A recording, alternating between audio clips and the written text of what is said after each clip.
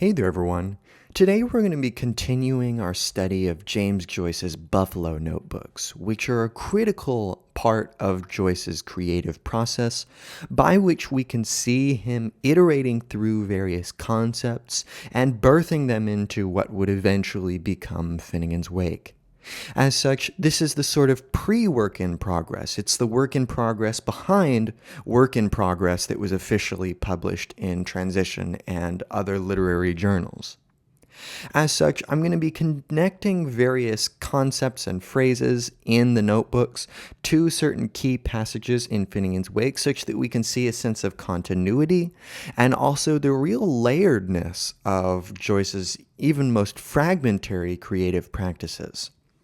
As such, I think you'll hopefully find this a very helpful philological and hermeneutic practice for conceiving of the work of art, of the text, as developing through time and thus being necessarily temporal and historical.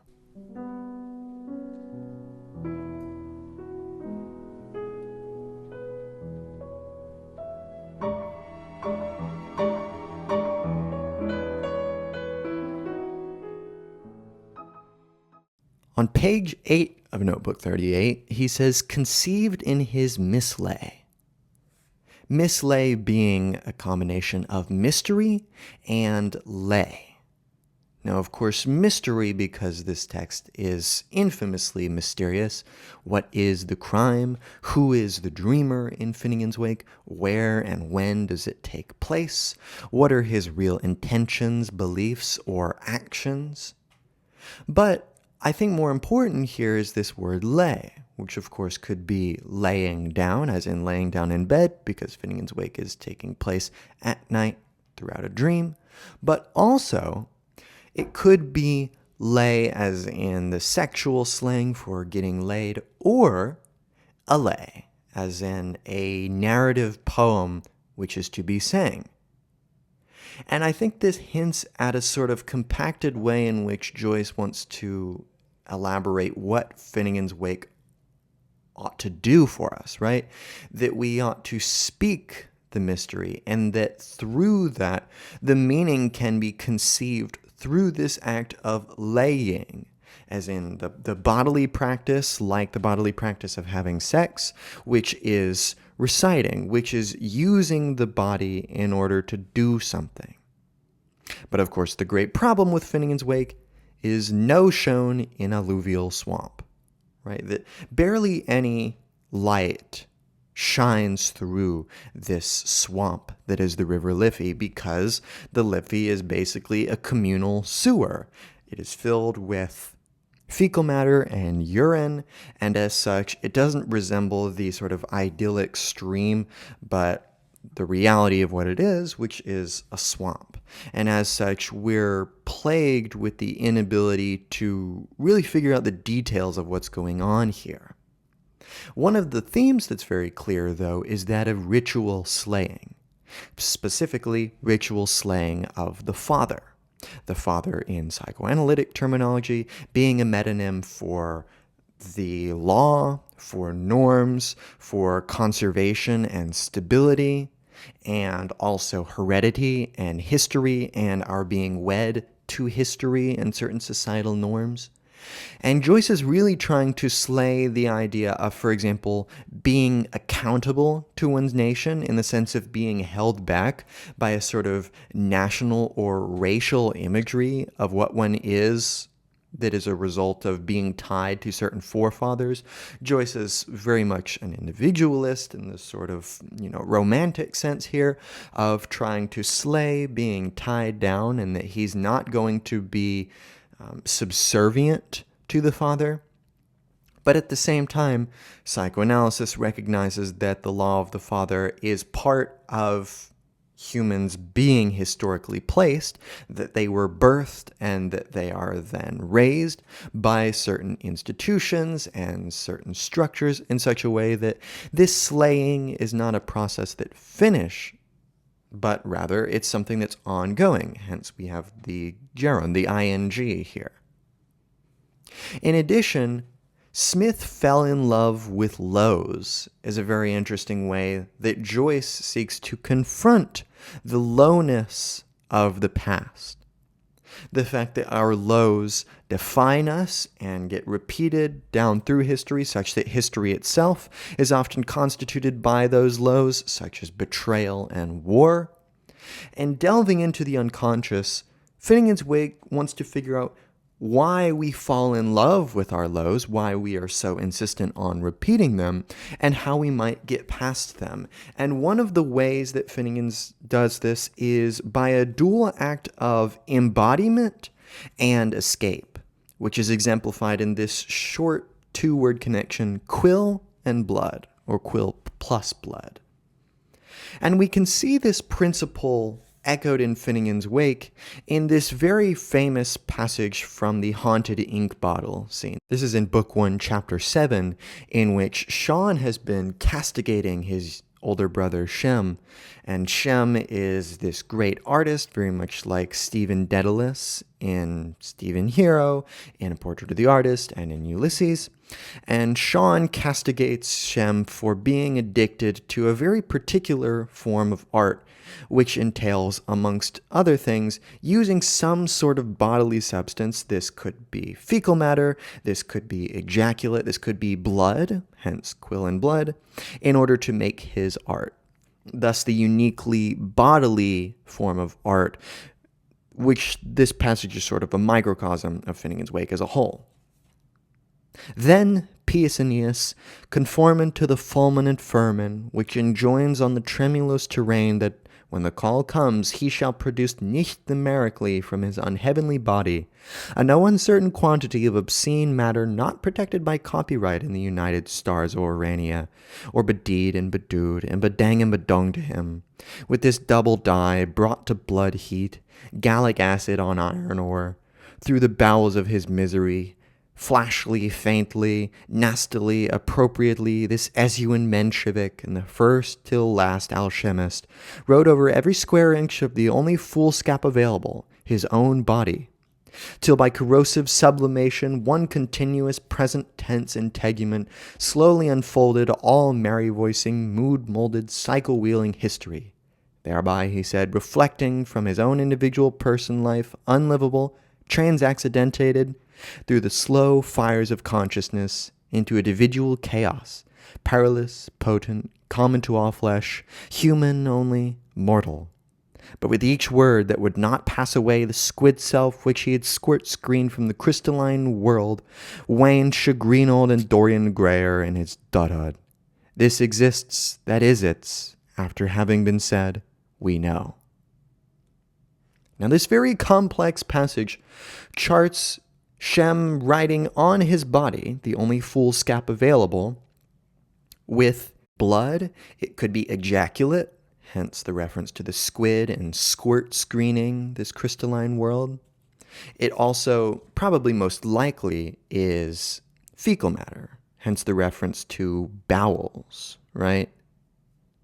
But, most importantly, this is some form of bodily art by which, through corrosive sublimation, we're actually acting on the environment.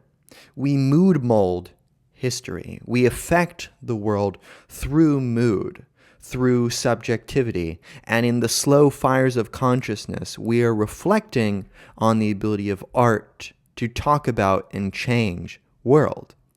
And this is complicated, as we spoke of before, with the fact that no shown in alluvial swamp, that this squirt screen gets in the way of our ability to just blankly and banally approach reality. Instead, it is limited by the senses, for example, the eyes. Hence this reference to chagrinald and Dorian Grayer in its dudud.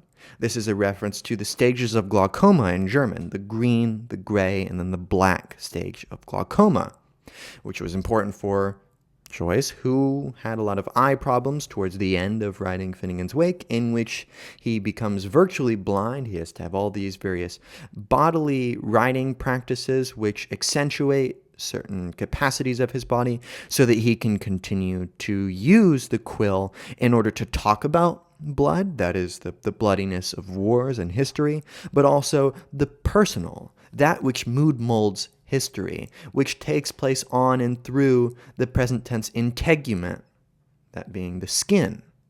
And Finnegans Wake's artistic image expands over the entirety of reality, utilizing the ecological, the urban, the personal and psychological, such that he will invoke any possible domain by which to tell about the unconscious and about the relationship between mind and matter, between the personal, the impersonal, the urban, and the landscape surrounding the urban.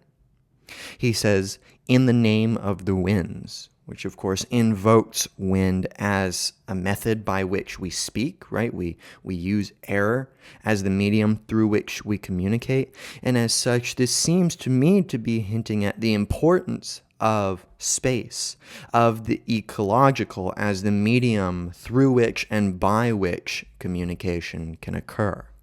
As such, nature in Finnegans Wake becomes represented by the female character of ALP, of Anna Livia Pluribel, Anna being Irish for river, Livy being Liffey, and Pluribel because she is representative of the pluralities of nature. Hence, his usage of this word prairie her is very important because it signals the open prairies and also the way that it is related to her, to the female principle throughout Finnegans Wake, in which language itself is implicated in the mode of speech that is prayer, which is intimately related to our nomadic life on the prairie as we had to tarry with nature.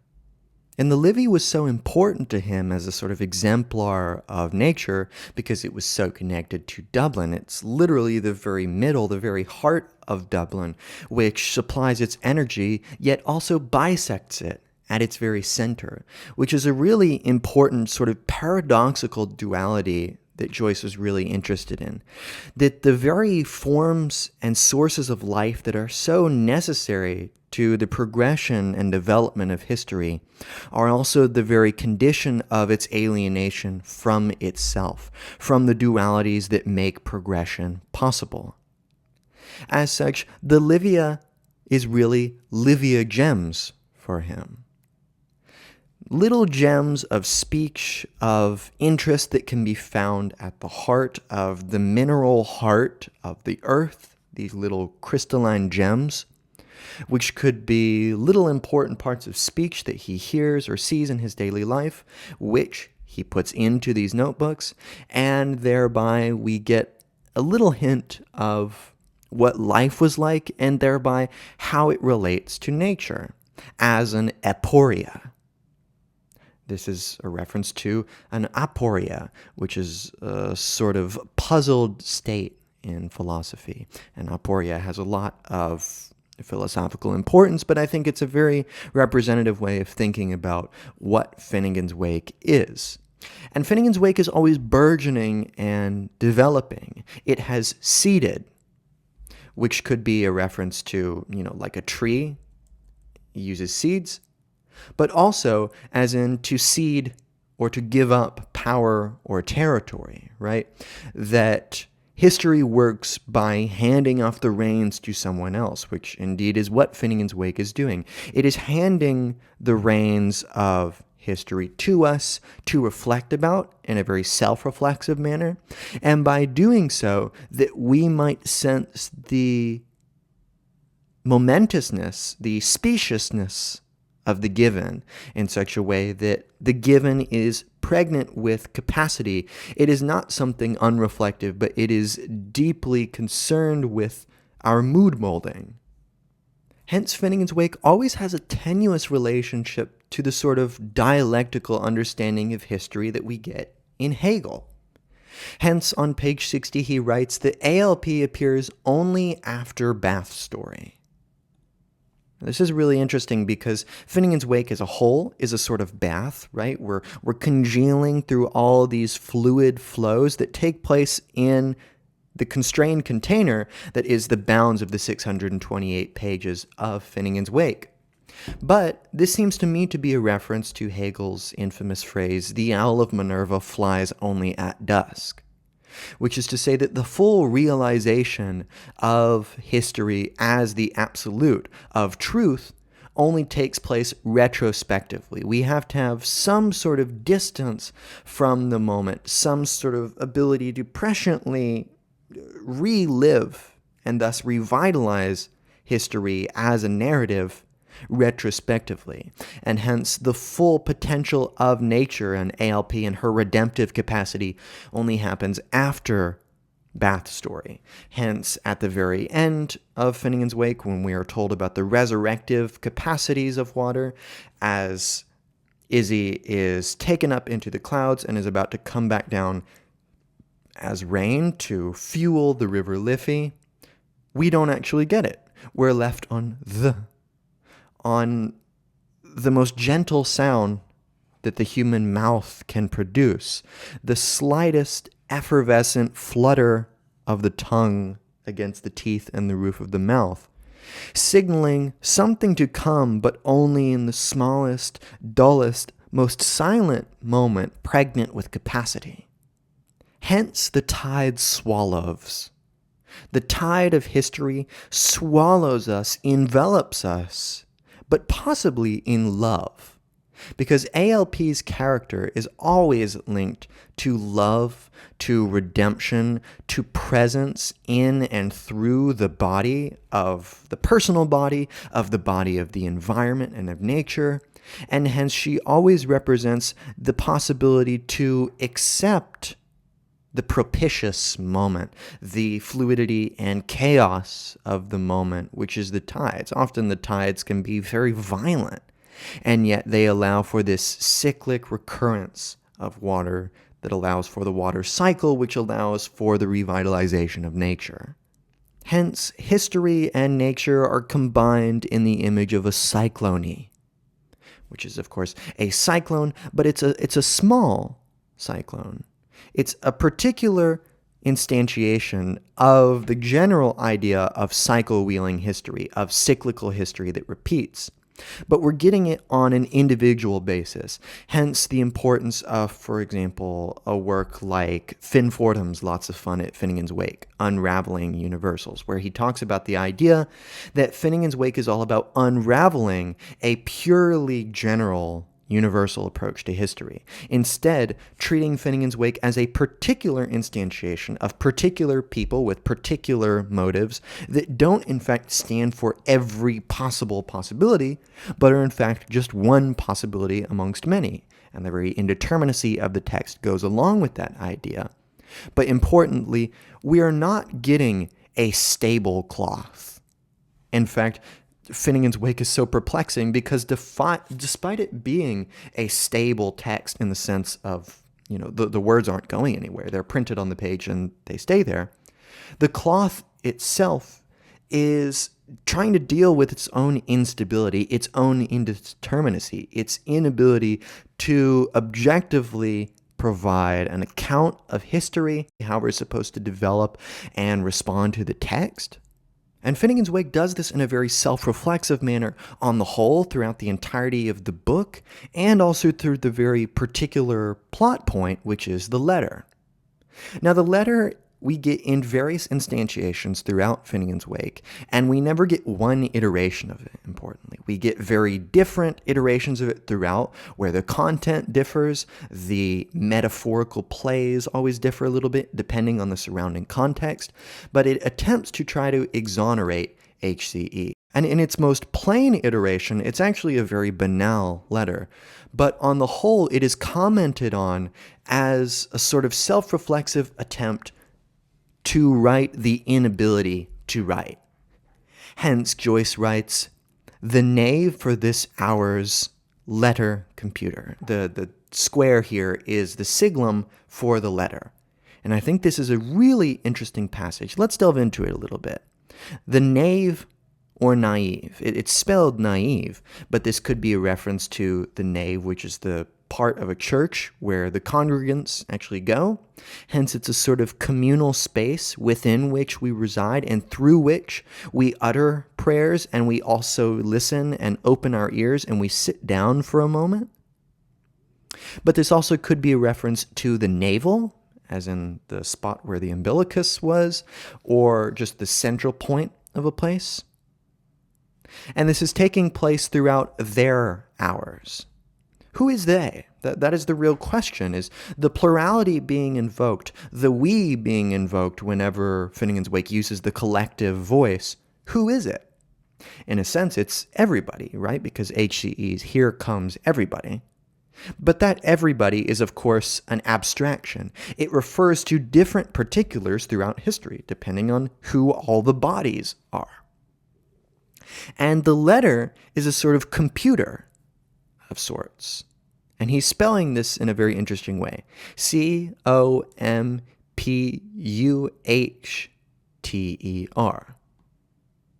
So it's almost like we get poo in the middle, Puh, as in like fecal matter, but also, right, the letter computes things. It actually tries to take discrete units and put them into a confluence and give them to us in a discrete output, but it can't do that. And it's always really kind of lamenting the fact that it can't do this.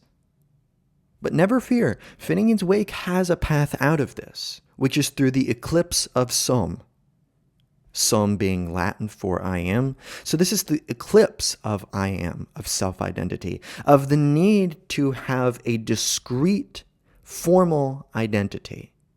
Instead, we get this sort of duality of light and dark that we get in a solar and lunar eclipse. And in so doing, through this battling out of two opposite terms, which is Shem and Shawn, the two brothers of HCE, we get the possibility of seeing identity develop through particulars, through the body, utilizing general rules, and yet constantly and self-reflexively violating those rules, as nature does. Hence, geometrically, the best way to think about Finnegans Wake, of what it is doing with the space of the text, and hence with the space upon which ontology works out, and which is ontology itself, is fold inks paper. Right? We are folding ink over itself such that it really resembles a Mobius strip, which is a single surface folded over itself. It entails a half fold in a single surface in which two ends connect to each other. So you have the continual ability to cycle over and over, to travel forever, and yet take place on the same surface. And indeed, you can go round and round and round and round Finnegans Wake because the start connects to the end. And yet each time it iterates itself anew. You can cycle wheel through this history and just have lots of fun at Finnegans Wake. In Children's House Experiment, which is HCE. This is an iteration of HCE's name, very similar to Haveth Childers Everywhere, which was the name of one of the early published fragments of Work in Progress. But it also shows the centrality of experimentality to Finnegans Wake. That it is experimenting with the house, which is the head where all of this is taking place, but also children's house or children's house, and hence this is the womb, in which all of this content of history is being gestated and is being produced into something new through experimentation. And the theology of Finnegans Wake has always interested me because on the one hand, it uses certain theological tropes like original sin, like the fall, like divine providence and fate as tools by which to make its elements go round. But on the other hand, it always seems to be concerned, as once again Finn Fordham has stated in Lots of Fun at Finnegans Wake, it is trying to unravel those universals. See the contingency of those universals, very similar to Nietzsche in the Genealogy of Morals, talking about the way that universals actually can be unfolded through a genealogical approach to their history, as we do with genetic criticism, as we're doing here, looking through the various iterations of the text and seeing how these concepts are iterated over time. And this early instance can be seen in lamp god hour. Now, I think this is a reference to Surat An-Nur from the Quran, verse 35, which is one of the more famous and more mystic passages from the Quran. Allah is the light of the heavens and the earth. His light is like a niche in which there is a lamp. The lamp is in a crystal. The crystal is like a shining star, lit from the oil of a blessed olive tree, located neither to the east nor the west, whose oil would almost glow even without being touched by fire. Light upon light, Allah guides whoever He wills to His light, and Allah sets forth parables for humanity, for Allah has perfect knowledge of all things. This is both very interesting to keep in mind when reading Finnegans Wake, and it also highlights the relationship of the author to the reader. Because in many ways, the author has traditionally been seen as a sort of divine guiding figure who knows the light of the real text, can see beyond the various mirages and the various walls that the author has set up, and knows the true light behind the niche. But Finnegans Wake really experiments with the possibility that maybe all we have is the niche and whatever light the lamp gives us. All we have is the sort of enveloping facts, which I'll point to a passage in Finnegans Wake later that discusses this very self-reflexively and explicitly, that maybe all we have is the text as an effect, and thus the presence of the author as an effect that we only get in a veiled manner. As such, Finnegans Wake is a sort of lamp god, right? It gives us some sort of light, but maybe there is no light among lights, light upon light, the light of the lights. Maybe all there is this particular light and whatever guidance it seems to or does give us. And one of the ways that Finnegans Wake presents itself to us is through the autonomy of affect, through the ability of sight itself to be discussed, hearing itself to be discussed, smell itself to be discussed, that all of these domains through which particular types of affects can be presented to us, we're allowed to sort of self-reflexively examine how they take place, how they take up place, how they act through place, because sound has its own place. It takes place through space, propagating in a medium. Hence, you can't have sound in space, like in outer space, because there's no particular space with some sort of rarefied matter through which sound can propagate. Hence, he says, sight seeing and smell sniffing. This could just be we are seeing via sight, we're sniffing via smell, but also sight itself seeing, or we are seeing sight itself. Smell is sniffling, or we are sniffling smell itself, right? There's an ambiguity in these words with how simple they are, which allows us to see the development of Joyce's approach to affect through the particular ways in which the text speaks to us and also acts upon us. And the idea of acting is really important to Finnegans Wake because, of course, acting tends to take place on a stage, right? We act out some sort of role, but also acting is something that we enact in our daily lives through bodily encounters. Hence, he writes, Finnegans plus Waterlings act. This is Finnegan, or HCE, and then the Waterling, which could be ALP, or it could be Izzy, because it's Waterling, right? It's a little water. And they act together. So this could be the desired copulation between HCE and his daughter Izzy, or it could be the desire to act, to sexually commune with the young wife, which is Molly Bloom in Ulysses, or ALP in Finnegans Wake. But of course, this act is never really completed in Finnegans Wake. We have a couple sexual encounters, but they're always kind of failed and clumsy. They're not ideal. They're fraught with ambiguities and challenges, as every act is. Hence, in Finnegans Wake, or perhaps more precisely before Finnegans Wake, there was wrought a letter. And this is an interesting play on words here. Wrought as in the past tense of written or writ. And a writ, of course, could be some sort of command, which in fact the pen often is involved with commanding. But also wrought is literally just the past tense. It's an archaic past tense for work. So this letter was enacted into history in the past. And we, as the Owl of Minerva, are trying to sort of pick up the pieces, as oftentimes the hen in Finnegans Wake is trying to recursively and retroactively pick up the pieces of history and put them together in some sort of arrangement. And we get the letter, but we don't get the letter or litter. We get a litter or letter. We get an instantiation among many, and we get many different iterations of this letter, such that there is no the letter with a capital L. There is no finalized version of the letter. Finality is constantly castigated in Finnegans Wake. There is no such thing as finality, hence the importance of going through these notebooks, because Finnegans Wake is only one version of these concepts that Joyce has played around with. And here, Joyce is kind of self-reflexively talking about the capacity of writing itself, of the final letter we get, which is merely a letter made from the litter of history.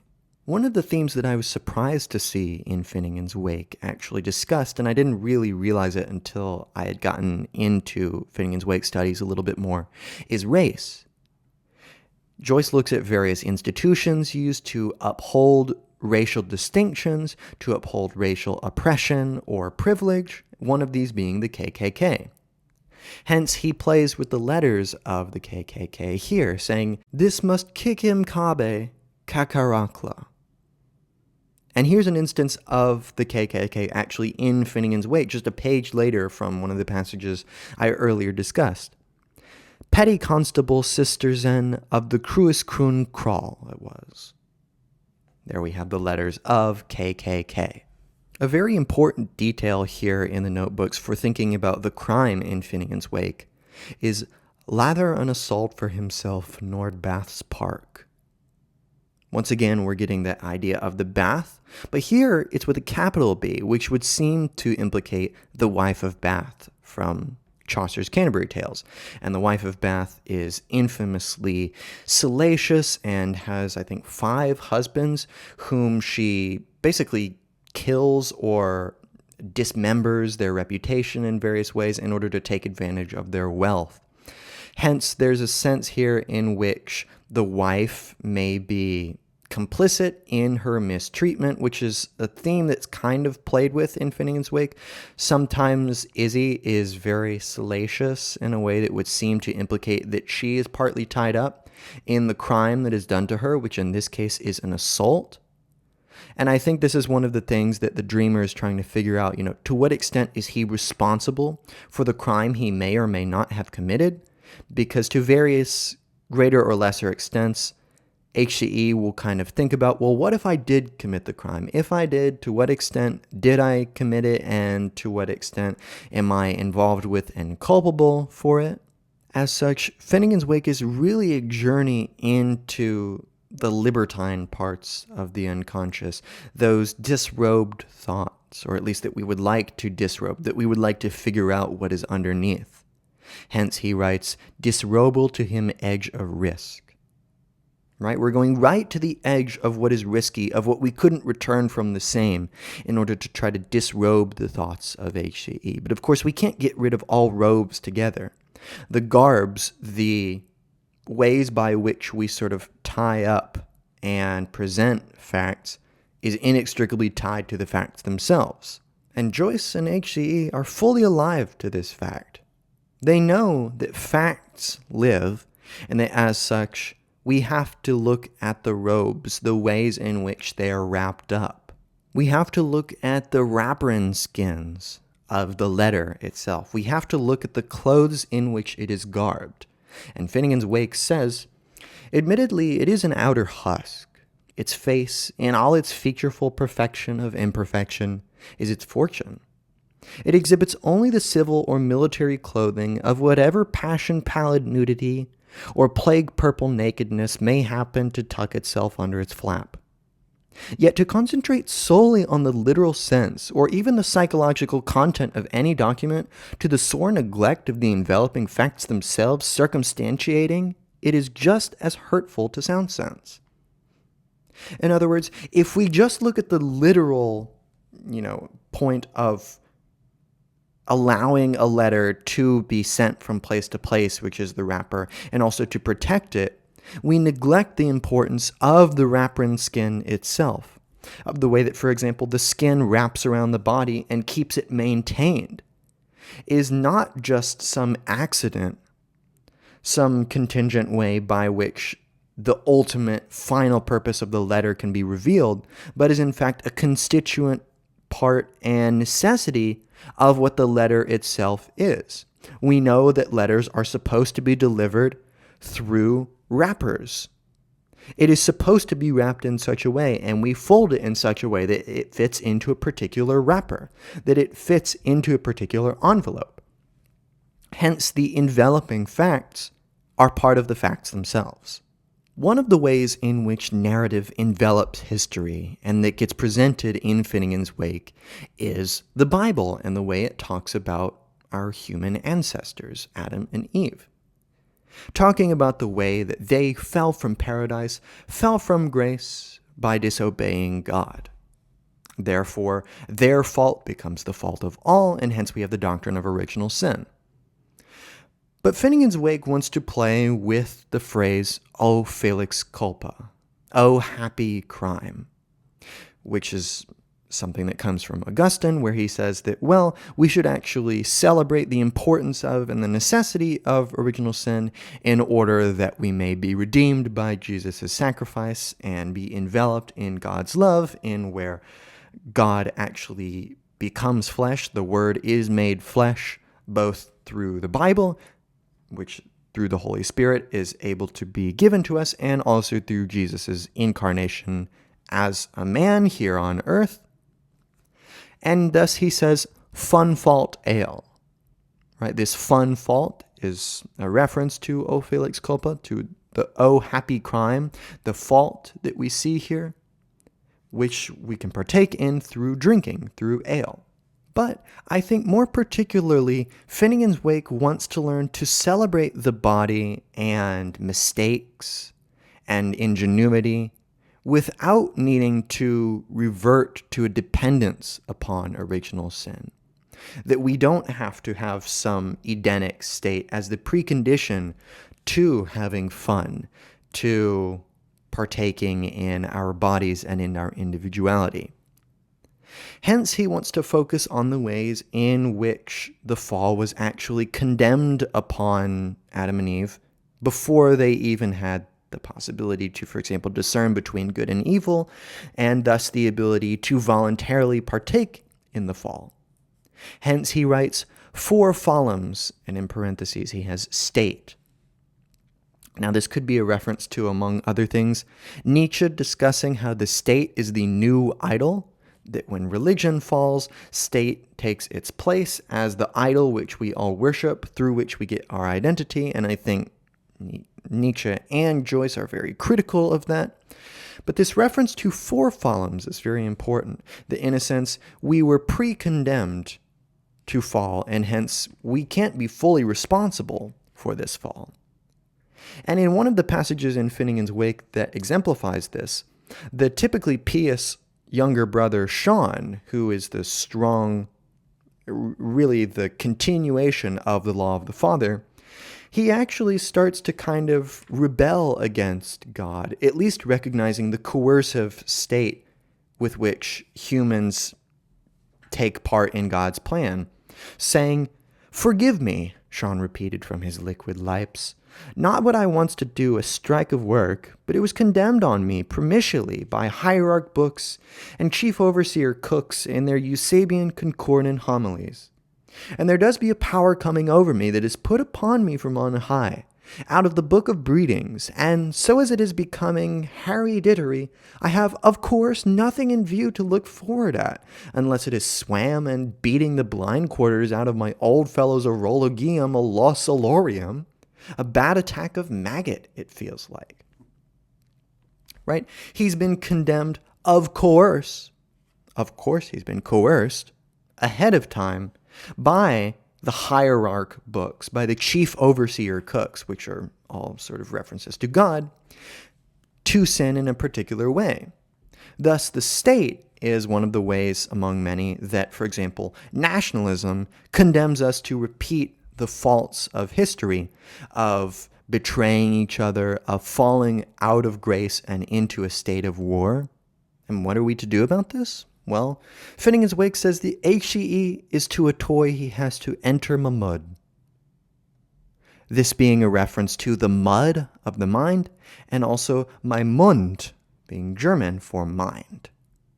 So HCE is a mind himself which we enter, but he is also in the process of entering my Mund, Joyce's Mund. And hence the importance of these letters and these manuscripts and all the various pre-sources of Finnegans Wake by which we can figure out what actually is the mud of the mind. What are the events that it is referring to? Through doing this, we have the possibility to construct a newborn king. We have the possibility to approach soteriology as a particular process, not a universal, pre-condemned thing, but something that we actually create through hermeneutics. Hence, we have beauty from the beast. Or as Shem, in the guise of Marcius, says of himself, Domina Fulpiscus, my fault, his fault, a kingship through a fault. That through the fault of the father, of the past, we can figure out some sort of liberatory way to encapsulate and escape ourselves, that we can enter into a community which is more than just the individual through a genealogical understanding of the past of the community and thereby the relationship of the individual to the community and the individual to the community that is the pluralities of the text. So that being said, that's it for this lecture. I hope it's been somewhat interesting in terms of thinking about these ideas.